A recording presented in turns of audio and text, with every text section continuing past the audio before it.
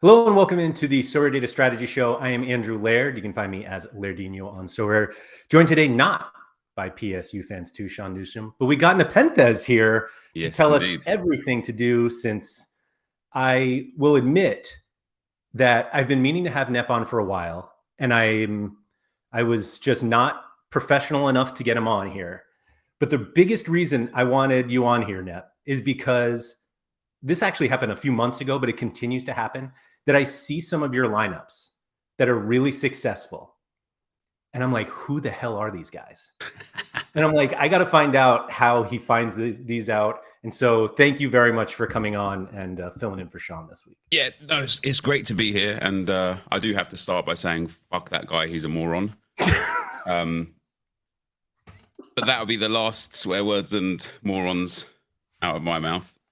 But yeah, there are some very, very peculiar players that I have. Yeah. So I remember watching one of your streams and you were like, I found this guy and there was only like 3 of his cards. And so I bought it and I was just like, where do you come up with these? And so we're going to get into that because there's just way too much success to not pepper you with questions. So that's where I am. Thank you to everybody for joining us. If you guys could please hit the like button on the video. We got a number of some regulars here, so that's nice, and some new people. So thank you everyone for joining. I know that Nep brings a number of people who are really interested in what he thinks, even though I was just joking with him, he streams like 27 hours a day, and yet there's still always more to talk about because it's so rare. But before we get into that, I feel like there are a bunch of people, you go on other shows, and they're like, how did you start on Sorare? I'm actually curious how you started as like a FIFA streamer. Yeah. So like, how does that happen? Because I feel like that at least started the foundation of like everything that helps you eventually. Yeah. Yeah. It was almost 2 years ago now. About 22 months ago, Sorare reached out to my management team at the time and wanted to work with me. And I went onto the site, and they were, Korean guys I'd never heard of were selling for like 500 euros, and there was no limiteds at the time. Yeah. And I looked at the site, and as a lot of people were back then and still are to this day, there was just so much risk and uncertainty with crypto and with NFTs. And I honestly looked at the platform. I thought, this just looks like a scam. Like, how am I going to be able to sell this to my audience? I can't. So I turned down the offer, and instead I started buying a lot of like Tops cards and things like that, like the physical cards.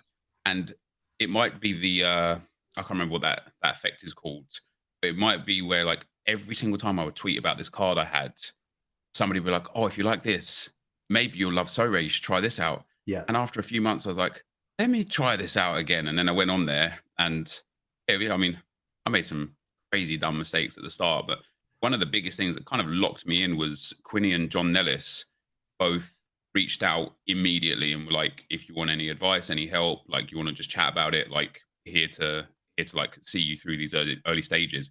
Yep. That kind of gave me the motivation, I suppose, almost the safety of like, okay, there's content creators that are playing this game. Maybe it's not as taboo as I first thought. And then that literally was it.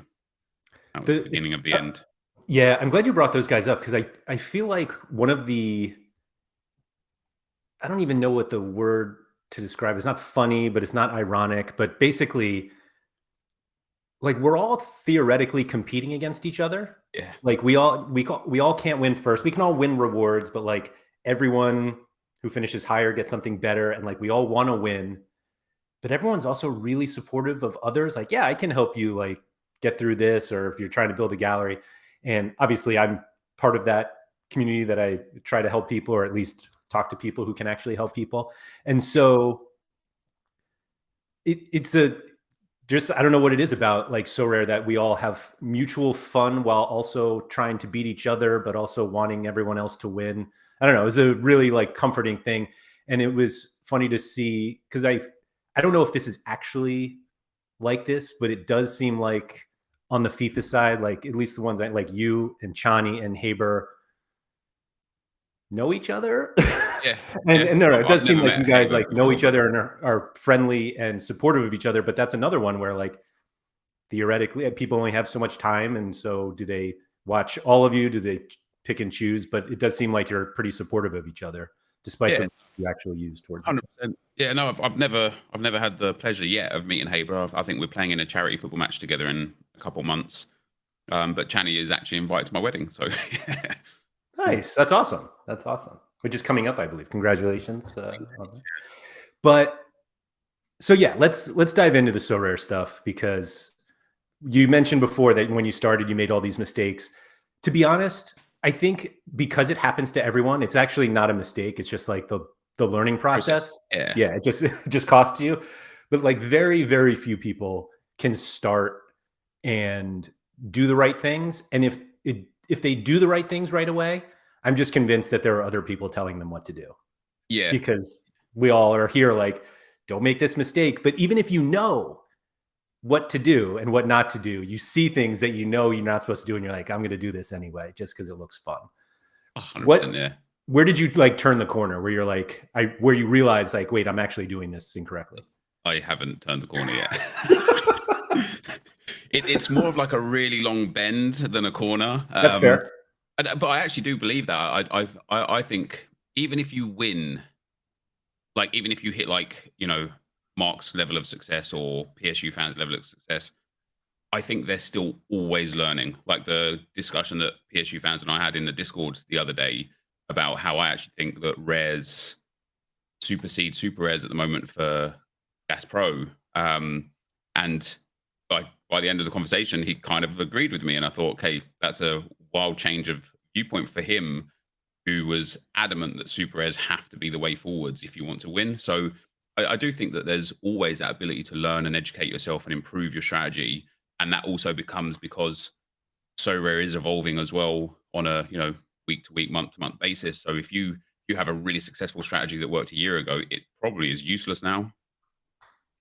For like a number of reasons. Like it's not only that just like the players are different, you have more leagues, but just more users. The more people we have in the community and we're playing Sorare, the harder it's going to be to win. And it's not because all the new people are going to be competitive and good, but there are going to be enough of them. It's one of those weird things. We want a lot more people on the platform, but we also like, you have to recognize that that's going to make it a lot harder to win. Yeah. And to go back to the conversation with PSU, I'm glad you said that, because he would never admit that he changed his mind. Absolutely never. In fact, he's definitely going to say something like he didn't actually. But to give some feedback or some background on that, the conversation was basically how necessary super rares are for rare pro competitions. And because you can play with 5 rares, you can play with 4 rares and 1 super rare. And yeah, Clement's exactly, he's going to tweet to deny it. He probably won't even recognize it, just so he doesn't have to like walk himself into the conversation. But it's one of those things that it all depends on like what you do with the rares. And even though we just have so many more game modes, so it depends like what you do with these super rares. It just seems like there are more ways to use certain cards. But ultimately the conversation is like, do you want an elite rare or a non-elite super rare for Rare Pro? And Sean's response is like, no, just get an elite super rare. And it's like, yeah, this is so that's where it gets hung up. Because if you could have 3 elite rares and 2 elite super rares, it's like, sure, go obviously. Yes, you should do that. But there are like Maxime is one who like generally only plays 1 super rare in Rare Pro. And it's because I think he has like Kimmich, Neymar, and Messi or Mbappe, something, whatever it is. He's got like 3 like super rares. Not excellent rares.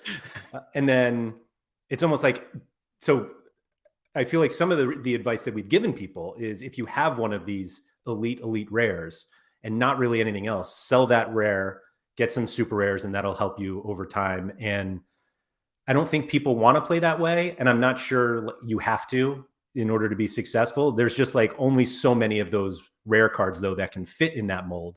Yeah. And some of them are cards that you have that most people don't even know exist on the platform, and are one of those where I look at your lineup and I'm like, who the hell is this guy? And then it's like, oh, he has an L40 of 87 in China, and I'm like, oh, okay, he's that guy. That's so how do you find Romulo, I think. Yes. And So Davidson, both of them. yeah. So Davidson actually. So I don't know if you do this when you like just like on SorareData when you're just looking at the random games and like we can take one of I don't know like this past game week now. If I look at 359's games that were like yesterday, like late last night or whatever, and you've got Junior against Allianz, and I would just click on them, and yeah, straight away, okay, so Junior have got Carlos Bacca. Now, obviously, he's well old, but these guys that have pictures, like the licensed players in the unlicensed team, they just stand out like a sore thumb. Yeah. So when I noticed the Wuhan Three Towns start posting up, 6-0 wins and whatnot, you click on them, and then you see Davidson there. And I'm like, I know Davidson from FIFA because he had a team of the season from Turkey a couple of years ago. And so I'm immediately drawn to him. And it actually took me a lot longer than I should have done before I bought his card. I bought his limited and had it for a long time, but I didn't buy his rare until like the last maybe like 10 games of the season. And that's actually a mistake I make a lot. When I've got like an instinct on a player that I'm just, yes, this is the guy. I almost like don't want to buy into that like initial hype of, oh, he's going to be the guy, because I've done that too many times where they've just been in form and then gone out of form and they've tanked. But there are certain players like Davidson and more specifically Romulo who just perform week in, week out. And I think with Romulo, it actually came from the community. So because I used to watch Wuhan Three Towns, I'd look at all of the kind of imports into China, and one of the guys in the community has a super rare Romulo that he bought for honestly a price you'd be disgusted at if you saw it. And yeah, I looked at Romulo, I watched one game of him, and I was like, okay, I have to have him in my team. You'd be a fool not to, because going to that super rare discussion, but even right now, 0.7 ETH, you won't get a super rare that scores even with the extra percentage, the extra 15%. Yeah. You won't get a super rare that scores better than that unless you're paying like 2 or 3 ETH. Yeah. Oh yeah, for sure. For sure. I'm one of those people who's not even sure the Chinese Super League exists because I just never know like when games are or whatever. I remember, so Wuhan 3, what is it? 3 what towns? Wuhan 3 towns, yeah. So I lost a podium in All-Star Rare Pro once because of Davidson, who scored 100. The game started like minutes before the game week ended. So when the game week technically ended, I was in third, and then Davidson banged 100, and somebody came up and knocked me to fourth. But it was like hours later, and I was like, "How has this happened?" And I was like, "Oh, the game started basically like an hour before the game week ended, so the whole game counts." And I was like, I saw Wuhan 3 towns, and I'm like, "This is made up. Like, there's no way this is a team. There's no way this guy knocked me out of a podium." And you would think at that point, I would have looked at Wuhan 3 towns and be like, oh, who do they have? Who can I buy? And I would have found Davidson. But instead, I was just so angry that I let it go. And then you can see he's just like peppered with green scores. Yeah, which is great. And you do learn like a bit, like if you go to their like roster right now, like they have 5 Brazilians, I believe, but they're only allowed to start or play 4. So there's a bit of risk with like some of the other guys, but the striker that they have that's not Davidson, the Marcao there, he doesn't actually have a card, but he's actually the top scorer in the league. So Adam Ilson's real good, but because he can't always be fielded, he's like a bit of a risk. Like this guy doesn't quite get the AA that Davidson gets, but he just bangs goals. And then you see some of their players where you're like, I'm glad they're not minted on Sorare, because Stanchu for them, the midfielder, is like just a serial like dark green scorer almost every single game. He plays internationally as well, which is why his L5 has kind of dropped a little bit now. But yeah, he's just another one of those crazy guys that is like, if this card was minted, he's just ruining people's day a lot. Do you want the Chinese Super League? No, and not no. Only if there's way more utility for cards. Because like what the second division brought to the site was insane goalkeepers and defensive scorers that devalued everybody else on the platform. And the Chinese league will do the same for midfielders and attackers. Yeah. It's funny you say that, because it felt like the second division actually had a bigger effect on the prices of elite cards than like the Premier League did. Yeah. Because you had why should I get Kimmich when I can just get this Spanish kid who's just absolutely tearing up. I don't know if you've seen NepentheZ scores, but yes, yeah, he's outrageous. He's probably his L15 is probably better than Kimmich's actually. It probably is. I mean, an L40 of 66. Yeah, like that's now we're just cheating. Surely he goes somewhere, right? So we don't have to deal with this next year. I believe he signed an extra year actually. But yeah, maybe they did that just to kind of like put more value on him before selling him. I don't know, but yeah, he's another insane player for sure. So Ben's telling us that Marcus Pink has gone to China. Yeah, so you can actually, if you go to Pink's price chart, you can see when you can see when he moved, right? Okay. The problem with someone like Marcus Pink, and this is a thing where I think people are going to get stung, and this is why scouting is so valuable, right? Is that typically speaking, a player's first 3 to 6 months in the Chinese league from Europe is just awful. Like they most likely don't even play in the first like 2 or 3 months as they're getting used to the culture, language difference, training difference, altitude differences, and you see like after like 10 or 15 games, that's when their scores start reflecting how good they were in Europe. So I think like Pink's price is going to shoot up through the roof. He's going to DNP or drop some stinkers, and everyone's going to be like, "Oh no, he's not doing it out there. I'm going to sell him on," and that's when I'll come in and probably pick up his rare or hopefully super rare. All right, well, I'll have to make some sort of reminder to myself to keep checking when you buy Marcus Pink, so I can just piggyback off of that one. Rose saying Stanchu is the Romanian captain, so that'll help for everything coming up. Jerem thinks, another Benfica. It'd probably be better than Benfica, but we also have TJ who said that Marcal left Wuhan. Yeah, but the Chengdu that Romulo plays for have just picked up. Somebody in the chat will say Lunike's here, I think, and he's like the Chinese league expert. They've just picked up somebody who's like going to be a massive influence to the team. And Gadju has gone to China as well, the Genk centre back. So he's going to be outrageous eventually. This is where he went? I don't believe he went to there. No, I can't remember who it was. That he isn't there yet. He was on loan somewhere else. But yeah, Gadju is still cheap, to be fair, for the fact that he's going to be an insane scorer. I mean, he was a pretty good scorer in Belgium, let alone yeah. He went to Guohan. All right. When does this league even go? Like, this is dead serious. 2 weeks. 2 weeks it starts. Yeah. Man. Do you find yourself watching more Chinese Super League than you ever have? Yep.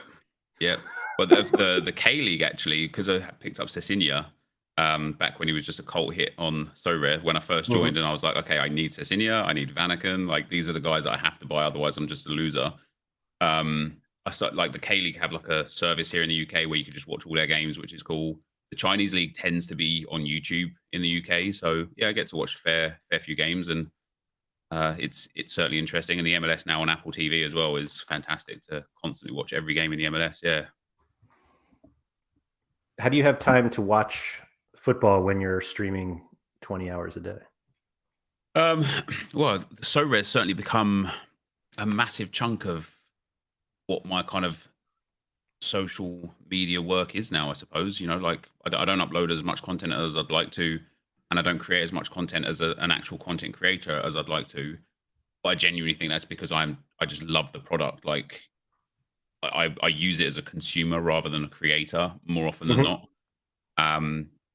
But yeah, I've extremely fortunate that I work from home, I work online, my job is football related in the first place, so I get to make a few excuses here and there, where I can. Do you find that FIFA content helps your Sorare knowledge at all, or there's just not enough crossover? Absolutely, on the contrary. So every week FIFA has team of the week, and it's like cards are boosted based on their real life performances. And more often than not, I'm like, oh, this guy's got an inform. I don't know what he's done, or this guy's got an inform. I don't know what he's done. But like Pink, for example, when he scored 4 goals in one game, when he got an inform, I was like, oh, Marcus Pink, he scored 4 goals on the weekend, and I'm able to rattle off like all these things that these guys actually did. And then you see people in the chat like, oh my days, like your ball knowledge is like elite, and I'm like, it kind of is because I just like I love the data side of Sorare, you know, and it's like hence why I spend more time on SorareData than I spend with my kids. But yeah, I'm joking, by the way. Somebody's going to take that out of context. But yes, it's like it captures Football Manager, it captures football, it captures that kind of like that yearning for gambling without the risk of losing every time because you can just re-enter your lineup every week. It kind of like ticks a lot of boxes, and it's why I spend so much time on the site. But yeah, I definitely would say Sorare has helped FIFA. There's been some other ways, like I said, with Davidson, I'm like, oh, I know this guy because of FIFA. You know, he had a card back in like 2012 that was really good. And, you know, there's Pina went to China as well. And I'm like, oh, I know he used to play in La Liga. So straight away, I'm like, he's got like top 5 division pedigree. Surely he's going to perform well in China. And then he didn't because nobody does when they first go there. But yeah, it's an interesting one. How it's what it's done for me with FIFA is lose my interest in FIFA basically altogether. I used to love FIFA. Right? I used to play the game because as a consumer and as a content creator. Now I just play it as a content creator because I'm like, why would I want to spend like 10 hours opening bronze packs when I can go and scout some random like German second division club that's got no hope anywhere but might have a really sick set piece taker. Yeah, that's it. Yeah. Huh. Yeah, it's not that to think that. Well, I guess it's just the equivalent to anybody else. Like you have your job, and that's what you do for work, and then Sorare becomes your kind of full-time hobby. And I think all of us, like where I am, like in my own Sorare bubble, and everyone I talk to, like we all obviously spend probably more time thinking and looking at Sorare than we should. But it's also one of those things that if it wasn't this, I'm sure I'd have another hobby that would take up all my time. And this one feels a lot more social than, even though we're all just at home on our computers, it does feel a little more social. And as like cliche as the whole NFT community thing is, like there are legitimate communities that have popped up, and yeah, it's just, there's every reason why we should spend a lot of time doing this. Yeah, I absolutely agree. Yeah, and you know, if Sorare does become mainstream, like I think we all give the nod towards it. It will, maybe not in the capacity that it exists as right now, but I think it will. I think we'll look back on this in 3-5 years and think, I'm glad I did, because it's paid huge dividends over that time. Yeah, for sure. At least that's what I keep telling my wife to be. I'm like, just wait. I trust me. Just wait. It'll be fine. I had to have that conversation with my own wife when I went to SorareData. She's like, "What is this job? What is this company? Who? What?" Like, it'll be fine. Don't worry. How did the Premier League launch go for you? Like, obviously the Premier League is like the biggest league, well, in the world, but obviously it takes up a lot of our attention before Sorare. To be honest, I had like almost completely not given up on the Premier League, but I followed it so much less because of Sorare, because what the cards weren't here. I didn't have anyone, and I was, why do I need to know about that when I have to scout the Jupiler League? But do you find that your own process or your own interest have changed now that the Premier League is on Sorare? Not really. I didn't really even look at Premier League players early days. Obviously as an Arsenal fan, I wanted the Arsenal players, and then I did eventually go in and buy a whole bunch of Arsenal super rares and rares. And of course, since I bought them, even if they're scoring well, their price is just on that downward trend. But of course, they're losing utility and whatnot, so it makes sense. But I don't know. I think anyway. I don't know if it's the same for you or viewers or whatever, but I get really emotionally attached to the cards that I have. So when I don't need, like, when it comes to a team and I'm like, okay, maybe I need a new striker, I probably end up going for a team that I've been watching from the Spanish second division, or from the Chinese league rather than the league that I know a whole bunch about and have the most info for and the most data and the most stats, it would make sense to lean into the Premier League. But like yesterday, for example, I was looking at, I needed another midfielder because I just had one lacking for my team for this midweek, and somebody suggested Solly March from Brighton. I'm just thinking, why would I want Brighton? He's an insane scorer, and it's like, Yeah, how do he's I very not good. know this? Like, how have I not given any time to the Premier League? And I think that just speaks volumes about what the Premier League's done for me. Is like, other than the Arsenal players that I did buy, I just couldn't care less. But there are probably some absolute deals out there on players that are playing again for these like mid to low table teams. Not that Brighton are this season; they've got a good chance of actually, getting European football this season. But like my mind is immediately associated Brighton with being a bad team, so Yeah, therefore they have bad players, and yeah, I suppose it's almost had an adverse effect.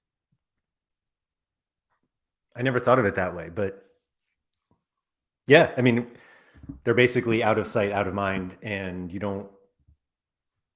It takes a little time to try to get them back into mind. So you have to Yeah, look, and like Solly March has been crushing it. I won a Pascal Gross limited a few game weeks ago, and I was like, oh, kind of remember him from the DFS days, and he's like better than I thought. But I also would have never bought the card. One of those nice, like, that experience is actually why I think it's like so important that they keep card rewards. I feel like there has been a conversation recently that they should just stop rewarding cards and only give ETH. And I have tons to say about that. But basically, a big part of Sorare that we don't realize is as big as it is getting someone. And Gross is actually probably a bad example because people who follow the Premier League know who he is, but just winning players you don't know, yeah, and then looking into it, and you're like, this guy's actually really good. And you're yeah, like, but also this guy on his team is really, and it just like, it completely enhances your football curiosity. yeah. And you've got to have a lot of football curiosity to want to keep playing Sorare. Oh, Something like that. absolutely. Yeah, yeah. I have an unhealthy relationship with making sure I have to play rewards in lineups, even if it devalues the lineup, because I'm like, yeah, but I won this guy, right? Like he's going to be the guy that carried. Like, I won Lewis Muriel last week, and I was like, I ended up not putting him into a priority lineup at all. Because like, okay, he scored 2 goals in the last 2 games. Like the other Atlanta forwards aren't really doing so well. And then he ended up doing terribly. Hoyland got subbed on and scored 2 goals, and it was like, oh, thank God I didn't put him in a good lineup because I would have just ruined everything. Yeah, yeah. There, that is one thing that I felt. I actually never really felt that until somewhat recently, and I think it's more the whole like road to glory things that seem to come from FIFA that a lot more Sorare people are doing, and it has completely made me reassess anytime I win a reward. Because a lot of times, I what I previously did, which I don't think was right, but it's just what I did, was I had essentially like a list of players that I wanted to get, and I didn't have to get them right away, but that's what it. I had these guys, and if I won someone who was not on that list, which I've literally won 2 guys ever that were on my list, and so it's like, all right, I'm just going to sell this guy, and then I got to the point where maybe I had needed a card, and it was like, oh shit, the card I sold 4 weeks ago is actually a card I need right now. Of course, Yeah, the price is up. This was way before prices just go down for everybody. But it does make me kind of like think a little bit more just in terms of like holding rewards. And this idea of winning. So I think it was Trippin B maybe who said he thinks that Sorare should indicate on like the leaderboard if your card is a reward. yeah, And then you can see like people who have, and I realize that there are plenty of people who look at, I'll call them whales, and they're like, oh, all they're winning is with rewards. They haven't actually bought a yeah, card in years. So like yeah, maybe it's not the healthiest thing for everybody, but I yeah, do like that idea of, or even if you just see it on your own account, but I do like this because that is kind of what we're doing, like the whole snowballing technique to win rewards, to win better reward. And yeah. I love Uh, the idea. I think it would be like overall great for the economy as well if there was an incentive to just keep cards. Because I think at the moment, especially at limited level, there's a like win to sell culture, and that's part of the reason, not the only reason, not the main reason either, but part of the reason why prices just dump so hard, because you invest 20, $30, you put a good Cap 240 team in, maybe you win a card, you sell it, and you win another card, you sell it, and it just creates that kind of like negative cycle of people are just trying to free roll, and then they want to start like it's almost like people would like prefer to be given 5 limiteds for free to then start their journey for free, and so everyone's trying to get back to zero investment and then play. But if there was a reason to hold on to your cards, God knows what they could do to actually make that valuable. Maybe the burning technique that they've been talking about could be part of that reason. However, how have they come up with a burning technique? I don't know. I know you're quite anti-burning. Me personally, I think it has value somewhere, but it would be nice to just be like, okay, I've won this card, great. Let me put him in like the collection that they've got now. Let me put him in this collection, because once I get through all of these guys, I get a tier 2 rare from that team or something. Like, it would give value for sure. I'll say that my opinion on burning is evolving. I think my negativity on burning was more about the unrealistic ideas that people were having to burning, where they were fundamentally, I would like to burn these 20.0004 ETH cards to get a Messi. And that's being a little dramatic how they describe it, but like, that's also kind of what people want. Like, they want to be able to burn things they don't want to get something they want, which I get. Yeah. I actually had someone DM me yesterday with this idea that you could burn, you can exchange some of your Sorare coins and then burn a card of a specific player to get a signed jersey of that player. So like, you'd have to burn a Messi card to get a signed Messi jersey. And I was like, I feel like that's starting to move in the right direction of how to make burning effective. But just the way that Sorare works in terms of each card has specific utility for certain things, that it just makes it really hard to convince me to like burn a good card, because it's like, sure, I can get this thing, but also now I'm really handicapping my lineups because I don't have this good card. Yeah, and definitely I agree with, like, most people want the ability to burn trash for a chance at something, and then they'll probably get more trash, right? But I don't necessarily know if it's a bad thing to say burn 10 limiteds for a tier 5 rare, because the tier 5 rare is also probably going to be worthless, and so on and so forth. But it like right now, I probably have like 30 or 40 limiteds that are worth 40p, and they won't even sell at that price, or like 0.0001 ETH. And so it's like, I get literally nothing out of these players. So to have a tier 5 rare that might be an under 21 or an under 23, sorry, or might be somebody that's breaking through, or somebody that's just out injured, it would be worth that exchange for me, even if I now just have one card that's absolutely worthless instead of 20 or 30 that are absolutely worthless. That for me, that exchange would be worth it. But I also think that Sorare could do well. Every time I talk to my community about it, I still think and would still love a progression bar. And I think the coins is the progression bar without it actually being a progression bar, because the more you play, the more you earn, the more you can do with it. So again, just giving the ability to do something with those cards, even if it's into lineups that don't, like the old training lineups. Like, if that just gave you 10 coins per training lineup, like, there would be a reason now to hold on to those cards. I think once the club shop is full, and I think Nicholas said on the SorareData interview yesterday that it's supposed to be like within 3 weeks, we'll see some more stuff in the club shop. My hope is that for every item that they have, there is literally a bar, just like the XP bar, that shows like how much the item costs and how many coins you have. And we can just call that a progression bar. And then they can be like, see, we did it. We told you we do it. And here it is. That's all I want. That's all I want. So I effectively burned 2 cards yesterday. Just give them away. Nope, I traded them to reacquire my very first reward. Wow. So this blockbuster deal here, where my cards were worth, is that €1 for a card that's now worth just less than that. But literally, this was the first reward I ever won on the platform, and I sold it almost immediately. Actually, I guess it took me a little time, and I had no reason to get this card back other than thoughts like what you said before, that the putting a value on like rewards. This guy doesn't even play. Like, he has no club. He is terrible. I was upset the first time I won him. It was a tier 3 back when tier 3 was the bottom. Tier 3 from Champion Asia, but it was the first one, and this card has been around the way. I cannot believe there are this many people who are interested in this card. And they managed to find its way back to Pavel so that you can get it back.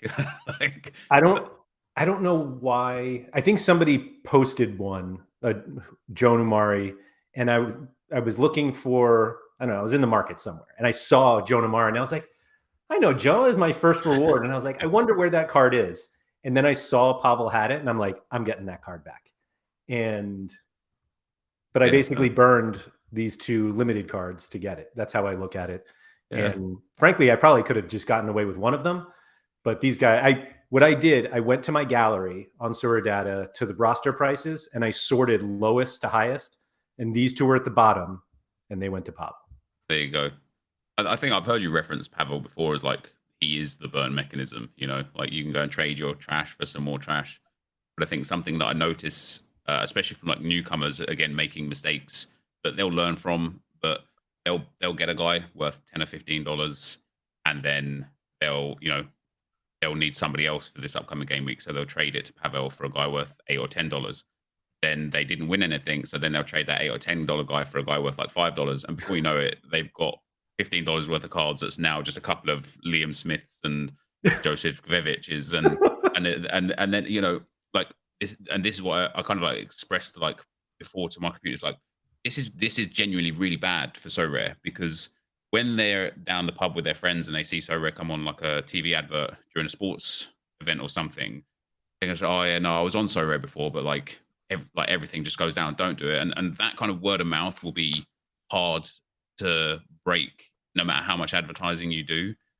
So whilst I do know that Pavel and the likes are so valuable for the economy on Sorare, but for that new kind of like audience that Sorare want, that like global audience, the experience with them could be like great game breaking for a lot of people, because they're just so harsh, you know, 140% or 130%, and that's based on like their favorable rules, you know, like if the floor price is too high, they're like, no, we're doing it on last sale. If the last sale is too high, it's like, no, it's floor price.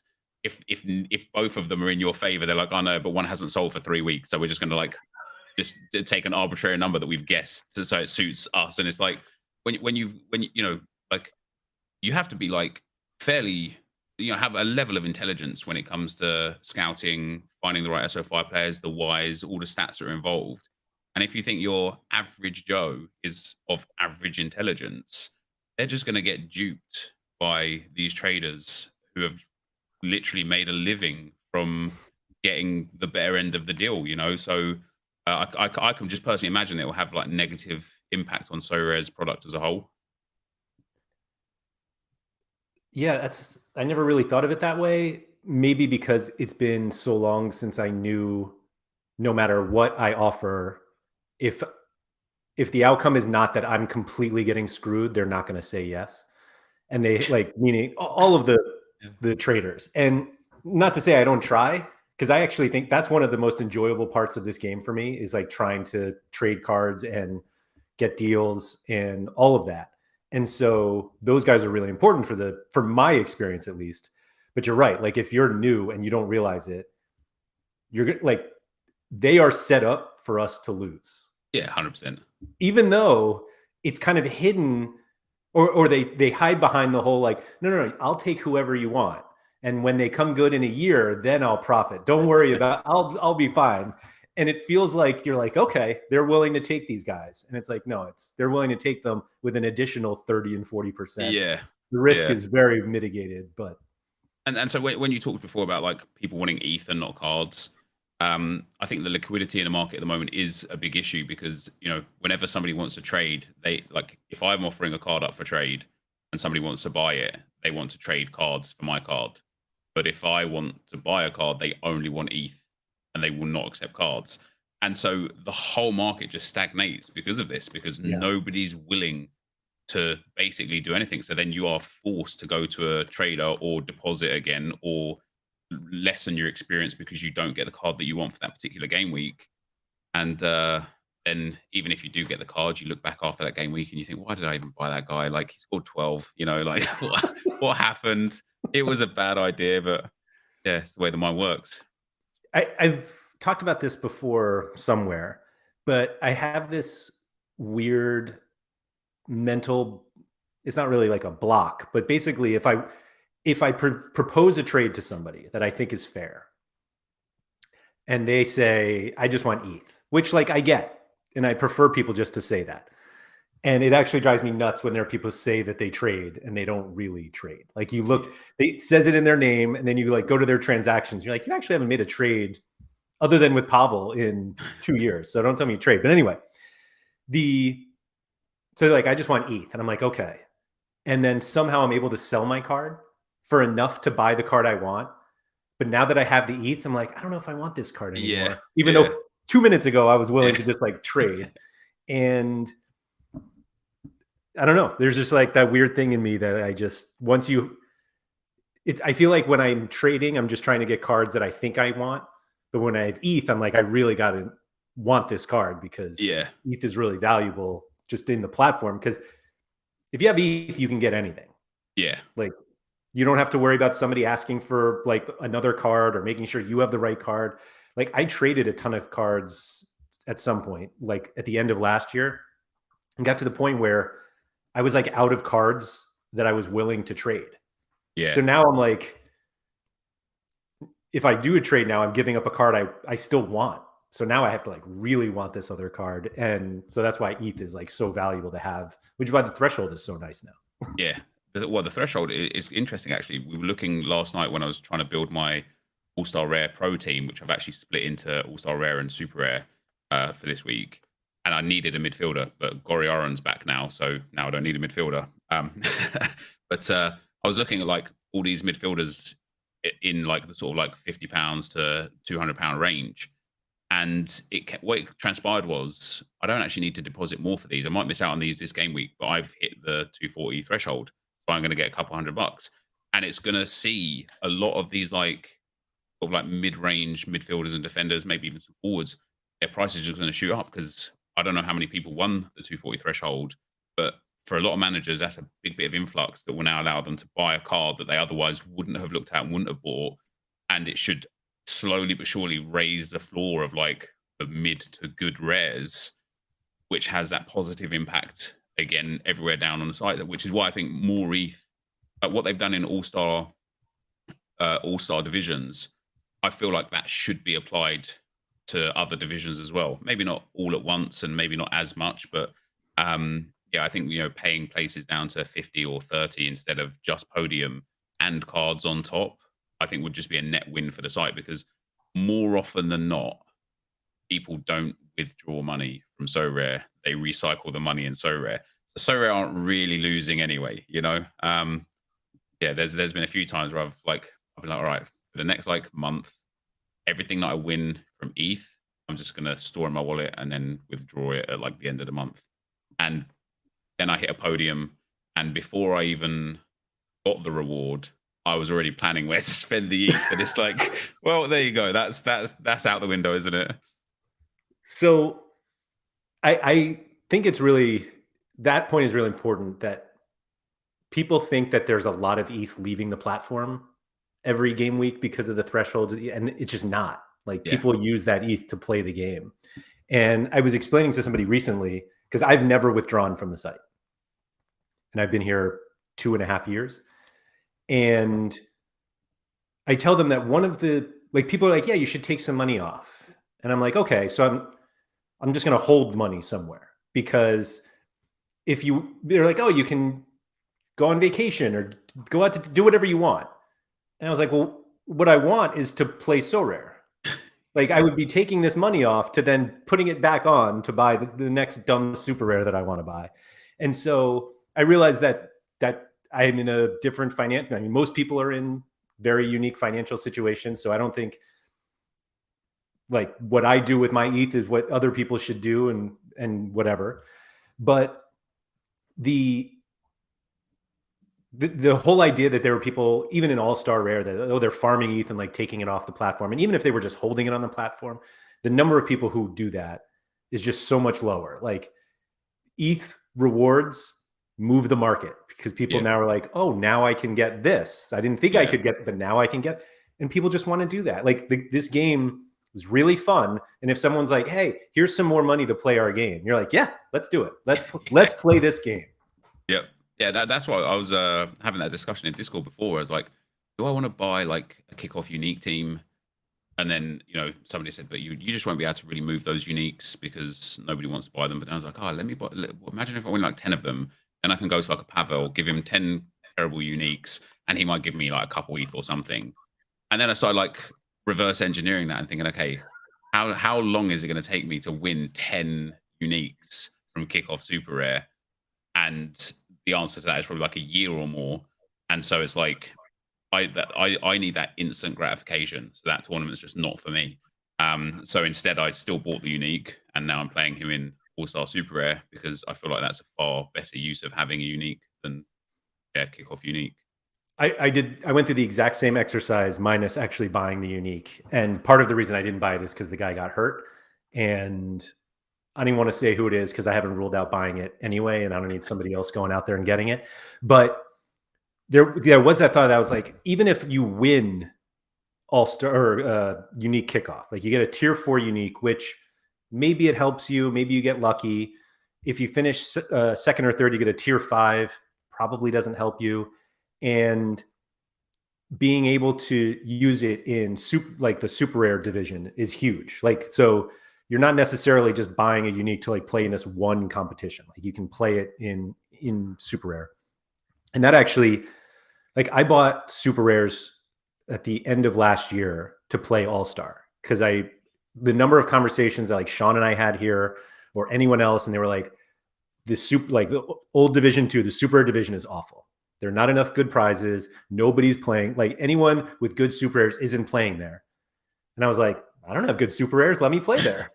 And then they like changed it. They get a star super rare. And I was like, I was perfectly content not having you guys here. And now you're all like coming in. And then they added ETH. So then it was, where do I go now? Because all of these people that I didn't want to compete with are there. And like unique kickoff was like one of those places I looked. And like the lineups that win, there are some good lineup, like with good super rares in those lineups. Like it's not like they're like terrible lineups winning it. But the upside, like you said, you're thinking, I need to win this 10 times, which is not easy. Like winning once is not easy. 10 times is very difficult. And I was like, I can't wait that long. Like I don't have the patience for that. And I've always said that like my biggest problem with Sorare, like my own personal problem, is that I'm just impatient.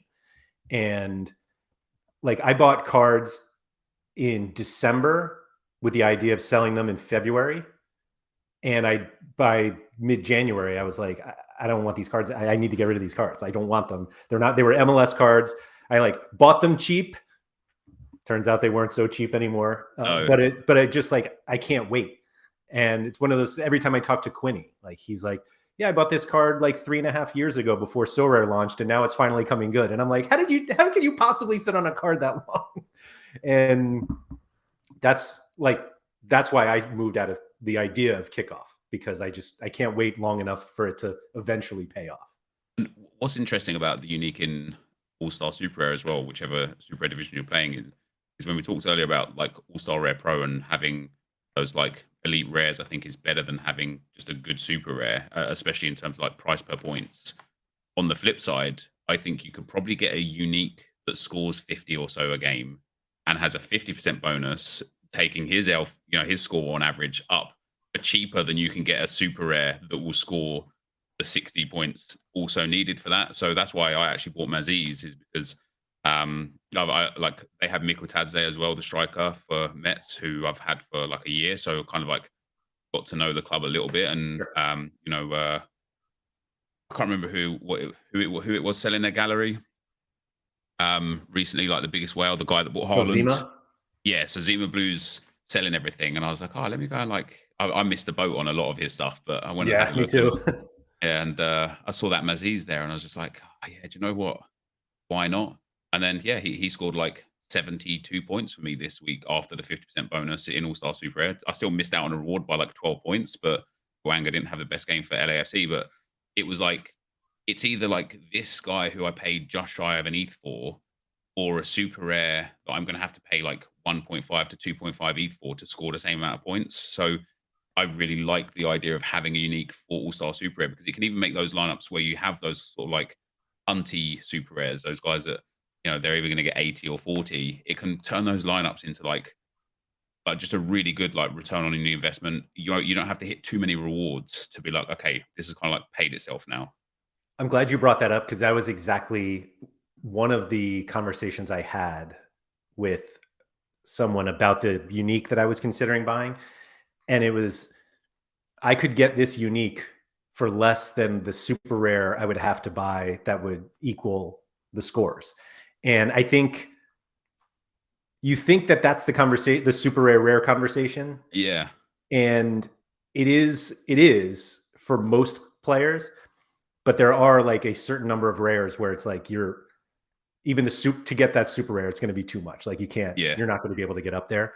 And so, but it's funny how the unique market has changed that way, and I'm sure everybody who owns these uniques is furious about it, but it's great for people like us who are like trying to get into uniques, because it felt like it was just a completely closed shop for a long time. Yeah. And for even cards that like those guys shouldn't want. Yeah. And like, how many times have you ever seen how many times that card was used? Your unique was used? Like, probably never. Yeah. Yeah. It's Because probably just sat in some guy's gallery. Yeah. right, it's sitting in a gallery of a guy who had the Erling Haaland unique. Like, he's probably not playing. And so like, I don't want to say like, oh, it's great that the market dropped, but it's like better for people like us, at least on the higher end, that like the uniques are now at least theoretically obtainable, and we have competitions that we can play that allow us to not like you got one too, like the 30 did you get the 30 referral unique? Yeah, I did. Yeah, I sold them straight away to Max Pescatori. Yeah. Yeah, I sold mine. I don't even remember who I sold it to, but I was at that time, I'm not sure I even had a super rare. So I remember talking to PSU about it, and he's like, what are you going to do with it? And I was like, I don't know. It's a unique. And he's like, no, but like, what are you doing with it? And I was like, you're right. Nothing. Like, I'm 4 super rares away from using it. And so, and I had 0. So, I mean, this was 2 years ago, if not more. And so now I'm at a point where maybe the unique makes sense. This is what's interesting though about like people having like cards in their gallery. Obviously, they can't just keep making tournaments for people that have bigger galleries.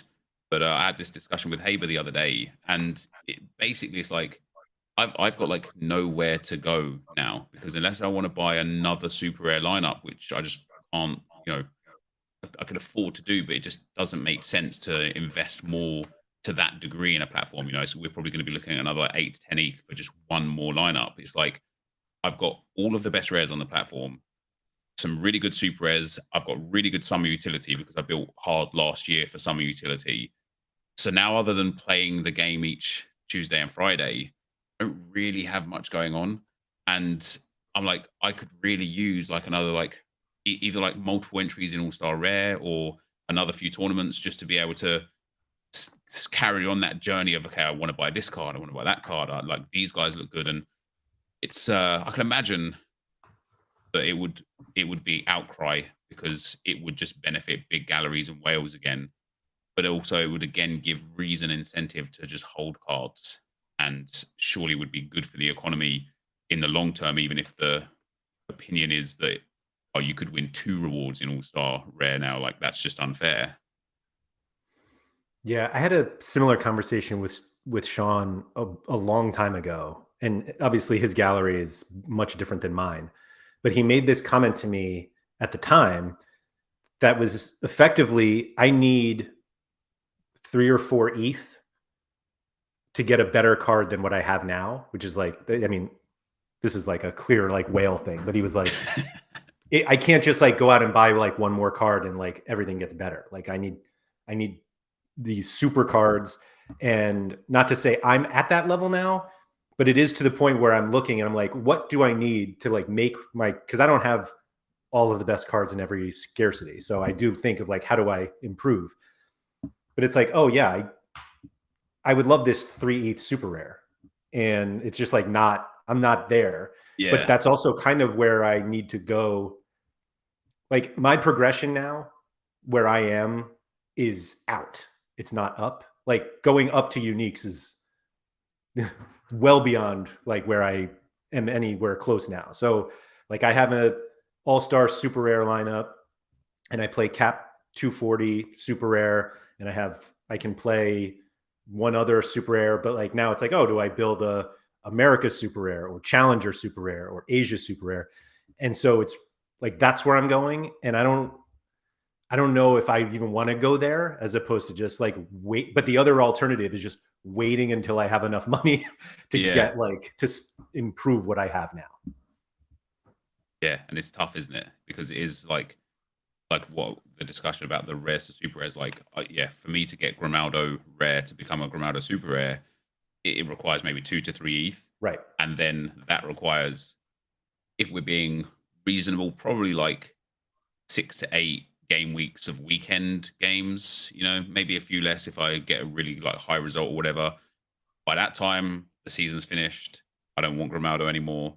And even if I bought him for next year, it's still like, okay, so I have to play for like 6 to 8 weeks at best to upgrade one piece of one puzzle. And I can't be bothered. So I'd rather go and buy instead across that 8 weeks, 10 guys that I don't really want that make no sense and will lose value because that's way more fun, you know? No, so the Grimaldo, for those of you, because you guys weren't involved in this conversation, but we were using a Benfica stack as kind of the example. And it was like, if you have Odysseus, Otamendi, João Mario, Ramos, and some Grimaldo. Yeah. And Sean was like, no, you just get the Grimaldo super rare and the João Mario super rare and you're fine. And it's like, no. You can't just do that. And so that's where it's like, okay, well, for the cost of a João Mario super rare, what if you just had like the Kimmich rare? And like, is that good enough to get up? Score wise, it probably doesn't even make sense. But like those are the conversations, those are the levels where you are, where it's like, does it make more sense just to get the super rare? Yeah, it's something interesting for you, for me, for Haber, for Channy, anyone of that gallery, probably around like 15 ETH or above, but you know, anywhere from like 15 to 40, 50 ETH is like, do you think over the long term your yield would be far better if you just consolidated everything into like 3 exceptional lineups?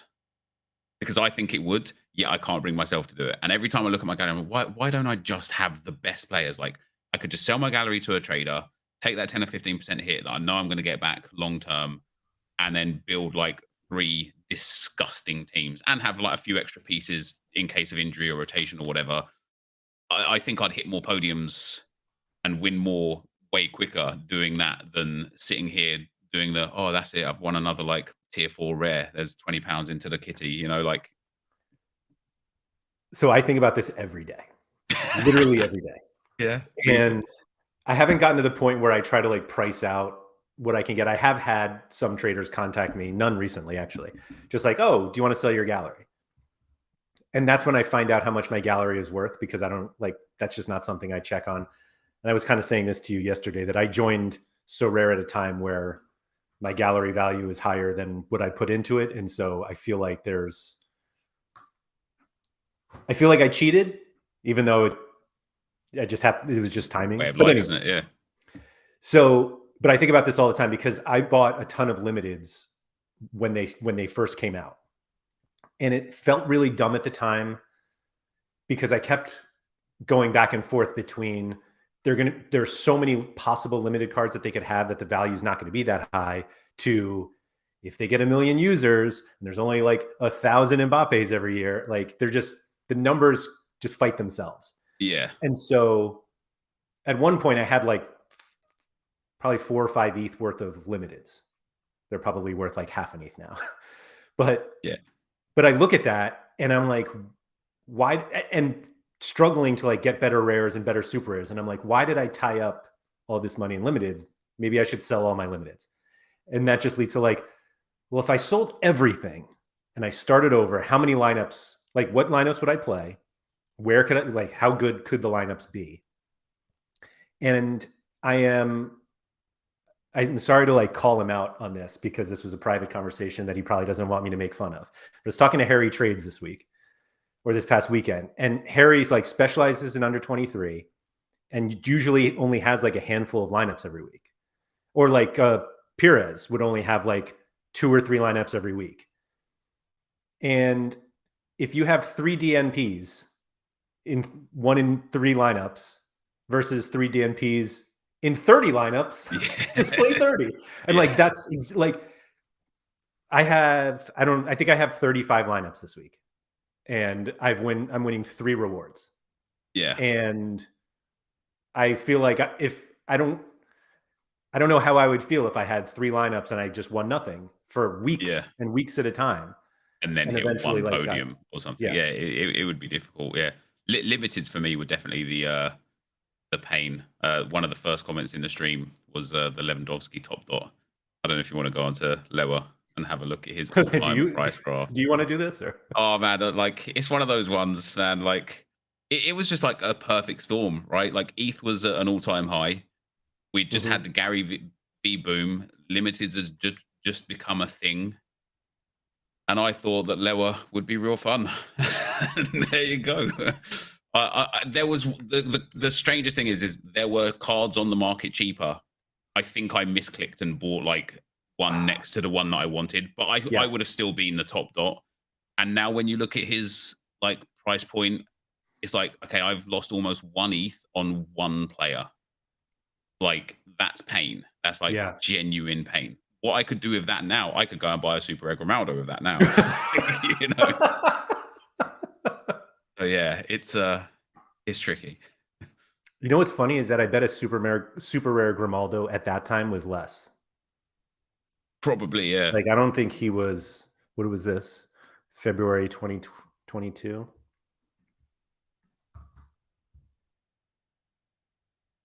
Probably don't want to do this. I'll be for it. This is so February 2022. Yeah. Well, 1.4. Like, so you couldn't even, don't worry. See? Yeah. It was like 60% more, but still he would have had a lot better returns for me. And again, that's what we talked about at the top of the show. Like it's that process, right? It's that never ending learning and process of everything changing and you having to adapt immediately with those changes. You know, like I had multiple opportunities over the last 12 months to sell up my limiteds and I continued with them because I also like having a whole bunch of extra lineups. And that's, I think, worth more to me than getting the value, the financial value back. It was worth more having lineups to put out. So as painful as it is to look at, like I love the SO5 side of things. Like we've got a couple of traders in my community that are constantly making really good returns from trading, way more than I'm making from playing. Yeah, I would never go to trading because there's just no fun in that. I will always be on the side that trading is more profitable than playing. Yeah. And if you're somebody who gets a lot of gaming enjoyment from just seeing your ETH balance grow, that's great. It's just not for me. Like it takes out such a huge part of the game and the experience that like and we know it, like we're choosing the lower ROI path. Very, I don't know, until that one day, maybe you hit that super rare Mbappe and you've made more than the traders made in, 6 months in 6 minutes, like one day. Would you sell that card? I would, because I think what you get from that, you can then strengthen multiple Oh, sure. lineups. Yeah, and yeah, that's why I would. I don't believe you. Oh, I think you. I think I think I you. would. I Think you think I would do would. that. Yeah, Yeah. yeah, yeah, I think there would be a part where you just sit at your computer and you look at your reward yeah. Mbappe super rare, and you're like, I Yeah, can't I do mean, it. I did sell Enzo Fernandez. I won 2 Enzos actually, That's rare. right. And I eventually sold my first Enzo Fernandez. It was my first star, my first like big reward. Well, he was actually a tier 1 at the time, but my first like really good reward. And like it was everything to sell him because it was like he is like the foundation of my gallery. But eventually, it just made sense. Like rares were on the way down. He's been at Chelsea and scoring reasonably well, but still about 10-15% less than what he was getting at Benfica and River. And I was like, this guy's just going to lose value over time. Like, doesn't make sense holding on to him now. So there was a smart play there. And I think, I do think, I know it's easier said than done, but I do think that with Mbappe, I don't know how much he's worth for the super rare, like what, maybe like 20 ETH, something like that, 15 ETH.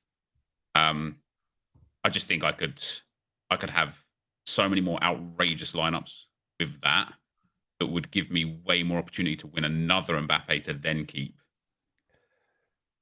Oh, okay. Yeah. Okay. I like where that's going. The floor right now is 19.5, but it sold for 12.4 a week ago, which if you can say something that costs 17,000 pounds as cheap, that sounds cheap to me. Yeah.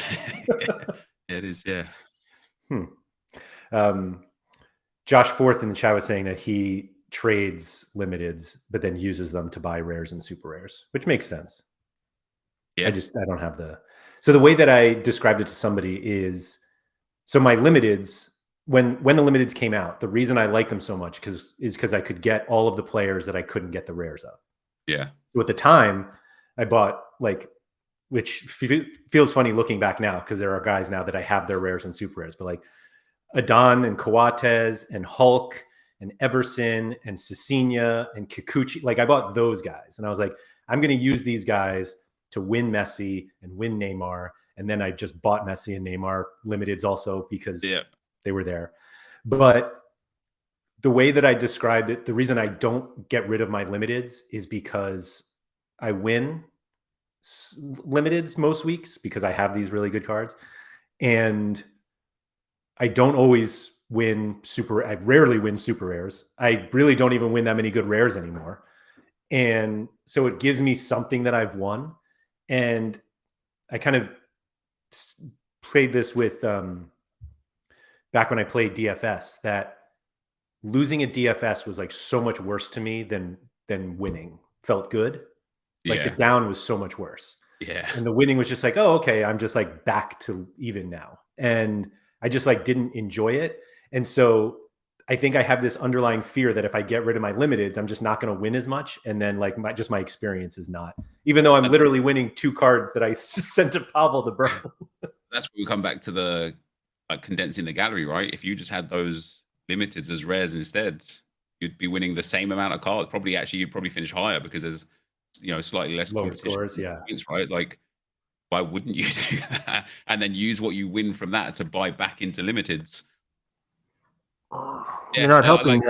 I know, no, and again, it's like I look at my gallery and I genuinely think, like, for example, look, my gallery at the moment is like what 43 ETH. Maybe I get 35 ETH for it. I could buy an Mbappe super rare for that and have enough change left over to go and rinse under 23 rare pro for a good few weeks and probably win, a substantial return on investment off of that. And again, I don't know why I don't do it. And I kind of do know why I don't do it, because you cultivate your gallery over time. It is a massive risk because, as you say, if you've got 1 or 2 or 3 lineups and Mbappe gets an injury for the rest of the season, it's like, well, great, now what am I going to do? Like, I've got a gaping hole in an expensive lineup. I can't afford to fill it. So there's definitely that side of things. But yeah, like you, I battle internally on a daily basis of, I just had the best cards. I'd be so much better at Sorare. Yeah, I think Sorare wants us to play like we do. Yeah, I think they want us to go as wide as possible because there's always a hole to fill somewhere. Yeah, like literally this game week that locked an hour ago, this midweek. I was like looking for cards because like, oh, I could use a midfielder. And I was like, am I really going to make this back? Would I use this card again? And I was like, I literally don't think I would ever use this card again, but they happen to be playing this midweek. And then had to convince myself that midweek rewards aren't that good. I don't even know if my lineup is good enough. Did you buy them? No. Yeah, see that, and that's where. So I did. I had the same thing, and then I actually needed a defender because Samir Fatigrez is suspended, and so I went back into 2 lineups instead of 1 lineup. The only space I didn't have was a defender, and I was like, "Out there's a handful of like the Americans I wanted anyway." But Zapata was there, you know, the old Genoa centre back. He's 36. He plays in like Peru or somewhere now. I can't even remember. I didn't even look that deep into it because you know the time was like ticking, and I was like, what if like this lineup might not win anyway? Like Vela might not play away to the Whitecaps because of their field. Goriaran might not start. It might just be like, you know, rumors or just news that he's getting back to fitness.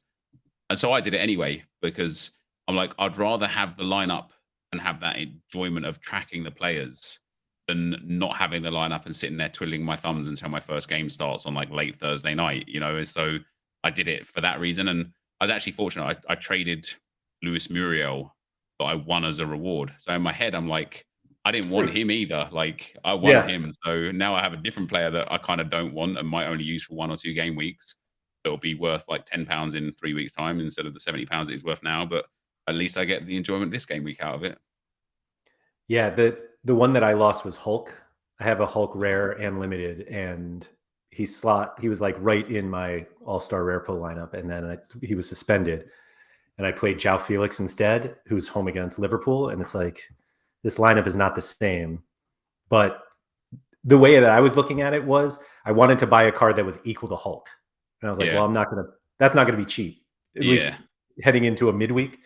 And so I literally closed my laptop and I like walked away. And I was like, I'm going to do something stupid. And I'm just trying to make the responsible thing.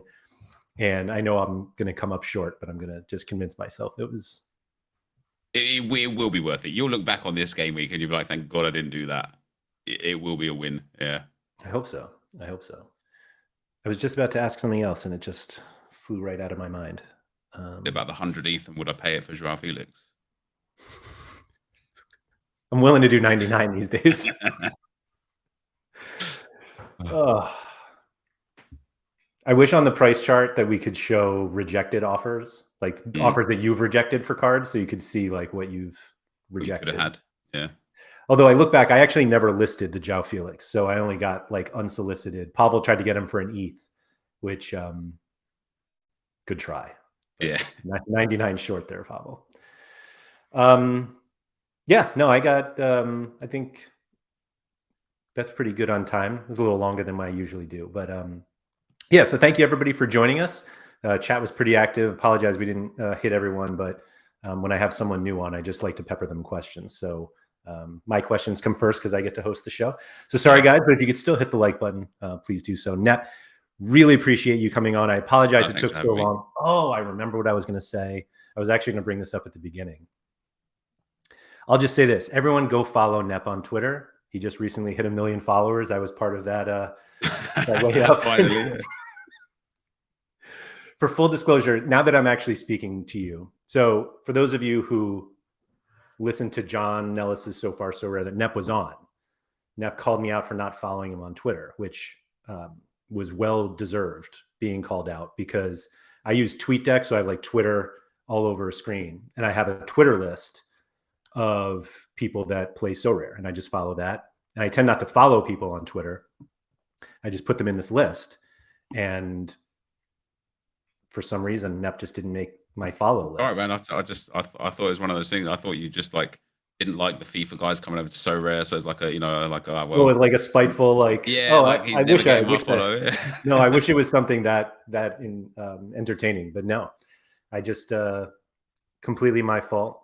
And I apologize, and I gave you the pity follow. And best one I've ever got, though. It really is. Yeah. But congratulations on 1 million. That's a lot. Thank you very much.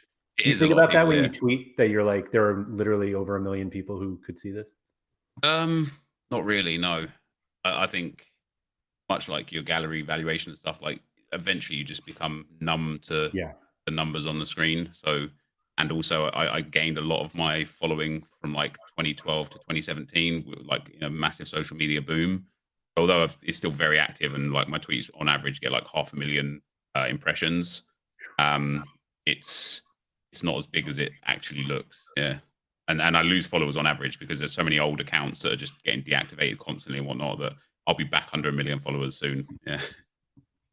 Well, unless Sorare blows up, and then there you go. Yeah. There you go. Then we'll all be at 1 million, hopefully. Yeah. But yeah. Thank you to everybody. Nep, thank you. We'll definitely have you back on, maybe with I don't know if I'll have you and Sean spar on this. Oh, that'd be great, wouldn't it? Yeah, maybe we'll definitely figure that out. And so yeah, thank you everybody, and thanks for having me. Around.